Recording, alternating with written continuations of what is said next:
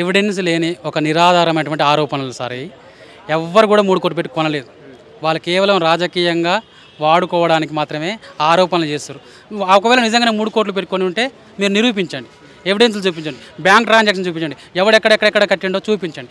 ఏమీ లేకుండా ఒట్టిగా గాలి మాటలు అంటే ఓ పని అయిపోద్ది అని తప్ప ఇందులో ఏమైనా నిజాయితీ ఉంటే మీరు నిరూపించండి. మీరందరూ ప్రెస్ వాళ్ళు ఉన్నారు, మీడియా మిత్రులు ఉన్నారు, సోషల్ మీడియా ఉంది, మీరందరికీ వచ్చి మీకు ప్రూఫ్స్ ఇస్తే మీరే చెప్తారు కదా బ్రదర్ మొత్తానికి ఎట్లా జరిగింది అనేది. అటువంటిది ఏమీ లేదు. ఎక్కడి నుంచి చేస్తాం బ్రదర్ 3 కోట్లు? ₹1 కాదు, ₹2 కాదు, 3 కోట్లట.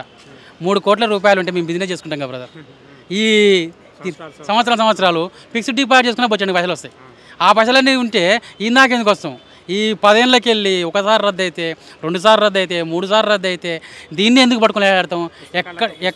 ఎక్కడ పట్టుకునే సామర్థ్యం లేక, ఎక్కడ డబ్బులు ఉంటే ప్రైవేట్గా పోయే సామర్థ్యం, క్యాపబిలిటీ, పెట్టుబడులు లేక ప్రభుత్వం ద్వారా సేవ పొందుకొని ప్రజలకు సేవ చేద్దామన్న ఆలోచన విధానం ఉన్న మమ్మల్ని అనవసరంగా ఒక అపవాదుని మీద వేసి రాజకీయం చేస్తున్నారు సార్. నేను 2013 నుంచి ప్రిపేర్ అవుతున్నానండి. 2013 నుంచి ప్రిపేర్ అవుతున్నాను. ఈ ప్రిపరేషన్లో భాగంగా లాస్ట్ 10 ఏళ్ళ గ్రూప్ అయితే పడలేదు. పడకపోయేసరికి ఇట్నే ఉంటే మనకి ఇబ్బంది అని చెప్పేసి Panchayat secretary exam, railway exam, next forest exam, ఈ 3 ఎగ్జామ్స్లో 4 ఎగ్జామ్స్లో నేను రావడం జరిగింది. అవి చేసుకుంటూనే మళ్ళీ వీటికి ప్రిపేర్ అవుతూ ఇప్పుడు గ్రూప్ 1లో 181వ ర్యాంక్ వచ్చిందండి. ఇవి మా అమ్మమ్మ అండి, 2021లో చనిపోయింది తను. మా తాత చనిపోయాడండి. మా నాన్న కూడా చనిపోయాడండి. మా అమ్మ కూడా చనిపోయాడు. 4 ఇంట్లో చనిపోయారండి. నేను ఒక ఆర్ఫన్ స్టూడెంట్ని. నాకు దేవరకొండలో ఒక సోల్డర్ తెలంగాణ ఒక ట్రస్ట్ ఉంది. ఆ ట్రస్ట్ వాళ్ళు చదివించారు నన్ను. నువ్వు చదివితే 4 ఉపయోగపడతావు, నీలాంటి ఆర్ఫన్స్కి అనేక మందికి ఉపయోగపడతావు అని చెప్పేసి చదివిస్తే వాళ్ళు పెట్టినటువంటి ఆ 10-25తో నేను చదివి ఈరోజు ఈ ర్యాంక్ వస్తే 3 కోట్లు పెట్టిరని నాలాంటి అనేక మందిని అనడం ఎంతవరకు భావ్యమో మీడియా మీరే అర్థం చేసుకోండి. ఎక్కడ తెద్దాము? వాళ్ళు మరి ఏ సమాధుల నుంచి కొట్టి వీళ్ళకు? వాళ్ళు చనిపోయే సంవత్సరాలు అవుతుంది. మా అమ్మమ్మ మన రీసెంట్గా చనిపోయింది. ఆమె పెన్షన్ పైలతో చదువుకునేదండి. అప్పుడు జాబ్ రాలేదు నాకు. ఈ జాబ్ వచ్చినాక ఈ పంచాయత్ సెక్రటరీ వచ్చినాక ఇది చేసుకుంటూ చదివినా. అంతకుముందు వాళ్ళ పెన్షన్ పైలతో చదువుకున్నాం, కష్టపడి చదువుకున్నాం, చిన్న పనులు చేసుకుంటూ హోమ్ ట్యూషన్ చెప్పుకుంటూ చదువుకున్నాం. బైకులు లేవు, ఏమి లేవు. ఆడ ఓయూలో ఉస్మానియాలో ఆడ బైక్ లిఫ్ట్ ఆడుకొని అశోక్ నగర్కి వచ్చేది, అశోక్ నగర్ లిఫ్ట్ ఆడుకొని ఆడికి పోయేది. ఇంత కష్టపడి చదువుతే ఒట్టిగా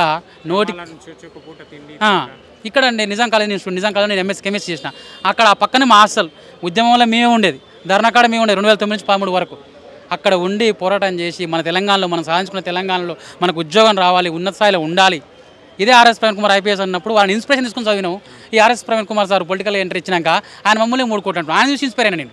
ఆయన ఒక దళిత బిడ్డ, నేను ఒక దళిత బిడ్డ, ఆయనకి ఐపీఎస్ కావాలనుకున్నాము. ఈరోజు ఐపీఎస్ అయ్యే అవకాశం నాకు వచ్చింది.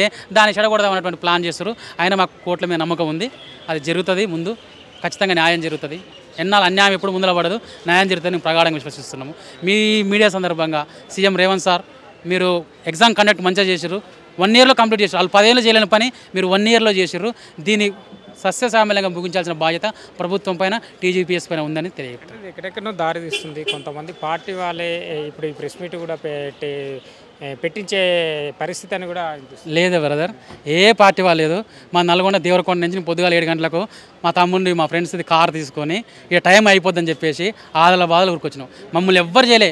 3 కోట్లు తీసుకున్నామనంటే నన్నే అంటారు. ఇప్పుడు ఊర్లల్లో 3 కోట్లు ఇచ్చి కొనుక్కున్నామంట కానీ ఎగతాలు చేసినట్టు మాట్లాడేటోళ్ళు ఉన్నారు. ఎంతో బాధ అనిపించి ఈ మన యొక్క వాయిస్ని బయటికి వినిపిస్తే తప్ప ఏమంటారు అర్థం, మౌనం సగం అర్ధాంగీకారం. మనం సైలెంట్గా ఉంటే నిజం అనుకుంటారని చెప్పేసి ఇక్కడికి వచ్చి నాలాంటి వాళ్ళ అనేక మంది అభ్యర్థులు వాళ్ళ పేరెంట్స్ వాళ్ళ మనోవేదన వెళ్ళడానికి ఇక్కడికి వచ్చిన తప్పితే వేరే ఏ ఉద్దేశం లేదు. మరోవైపు కోర్టు రియల్వేషన్ దాని గురించి ఏం చెప్తారు? కొంతమంది గ్రూప్ 1కి సంబంధించిన వాళ్ళే ఆ కోర్టుకు వెళ్ళారు. దాని ఏం చెప్తారు? ఇప్పుడు కోర్టు ఒక నిర్ణయం తీసుకుందండి. దీనిపైన డివిజనల్ బెంచ్కి వెళ్ళే అధికారం పిల్లలకు ఉంది, టీజీపీఎస్కి ఉంది, సుప్రీంకోర్టుకి వెళ్ళే అవకాశం ఉంది. టీజీపీఎస్కి అన్ని రకాలైనటువంటి రాజ్యాంగం మనకు అధికారం ఇచ్చింది. వాటిని వినియోగించుకోవాలనేదే మా యొక్క ఆలోచన తప్ప మేము ఎవరిపైన దురుద్దేశం మాకు లేదు. ఎవరికి కూడా మేము ఇట్లా చేసే పరిస్థితి లేదు. న్యాయంగా జరగాలి, అందరికీ ఆమోదయోగ్యమైన రావాలి. దానికోసం మేము కోర్టులను ఆశ్రయిస్తాం. ఏం లేదండి, రానటువంటి విద్యార్థులు ఉంటే చదవండి. పొలిటికల్ లీడర్లకు మాత్రం ఒక మనవి ఏంటంటే మీరు పొలిటికల్ వేరే అంశాలు ఏమైనా చేసుకోరు, ఓకేనా? ఇది మాత్రము పొలిటికల్ చేయకండి. ఓ 15 ఏళ్ళు 2011లో పడ్డది గ్రూప్ 1, ఇప్పుడు 14-15 ఏళ్ళు అవుతుంది.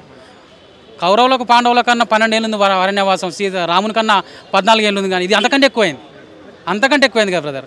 ఇది మనోవేదన. ఏడవలేక ఇట చెప్పాల్సి వస్తుంది తప్ప ఇంకొక విషయమే లేదు.